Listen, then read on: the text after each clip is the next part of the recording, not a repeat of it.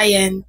So, it is our last night here at the Manila Grand Opera Hotel. And tonight is the Solidarity Night. So, kanina, hineld yung competition. Tapos, nagkaroon ng mga forum sessions about journalism simula kahapon.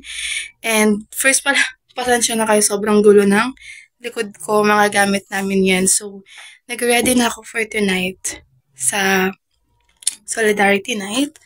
And, tatry ko rin mag-vlog if hindi ka man makakalimutan yun. But, ayun, so, sobrang grabe yung experience for this. It's my first time to compete pagdating sa field ng journalism kasi hindi naman ako nakakapag-compete sa field na to before. And ngayon, nabigyan ako ng chance to compete. And I'm really, really grateful for, trusting sa kung ano mang nakitang potential sa akin. And I'm really happy to experience this. And I hope na maulit. Sana. Sana maulit. So, ayun. Ito yung attire ko. Ayan, medyo malabo lang yung cam. Ayan, ito yung attire ko. I-disregard yun na lang yung other things at my back. Ito yung aking attire for the Solidarity Night. So, I'll bring you guys with me and mag-aayos muna ako. And hinihintay ko lang ibang kasama ko and punta na kami doon sa taas. So, see you later!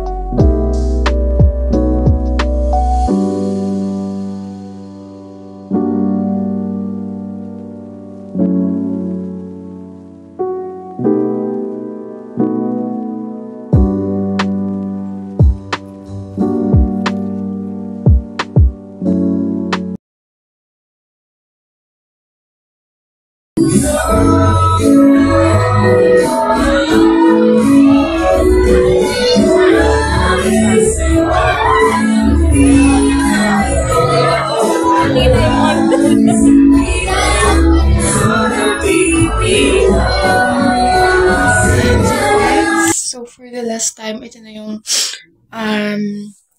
this is the last day na yun ay ang awarding. Tapos, after that, tapos na. And, pauwi na kami. Pabalik na kami ng Mindoro, ng Kayapan. And, pero magta-try kami later after nito to namamasyal around here sa Intramuros if makakapunta man kami. So, Intramuros is really my dream place. So, this will be the last day na nandito kami sa Manila and I'm really gonna enjoy it. And I'm really thankful for all the opportunity that na-receive ko and I'm really, really happy. So, ayun.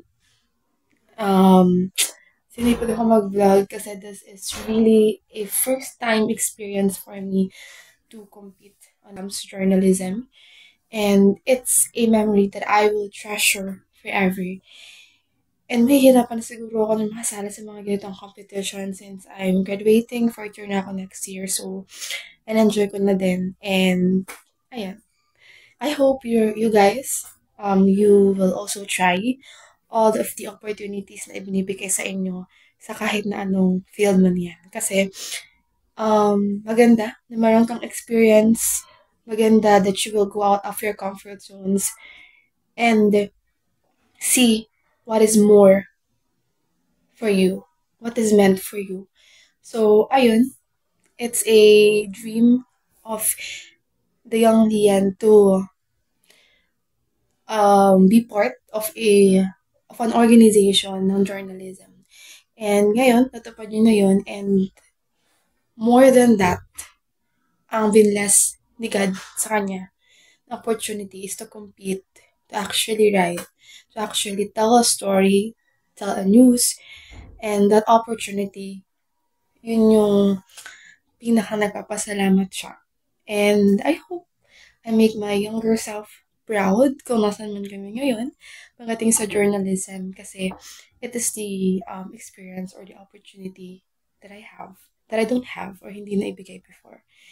And parang grabe naman siya pumawi. So, ayun. So, ay, pabalik na ulit ako sa venue. Bumalik na ako dito to vlog saglit.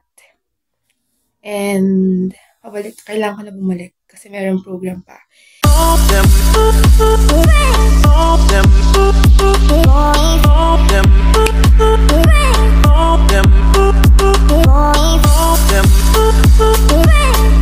Them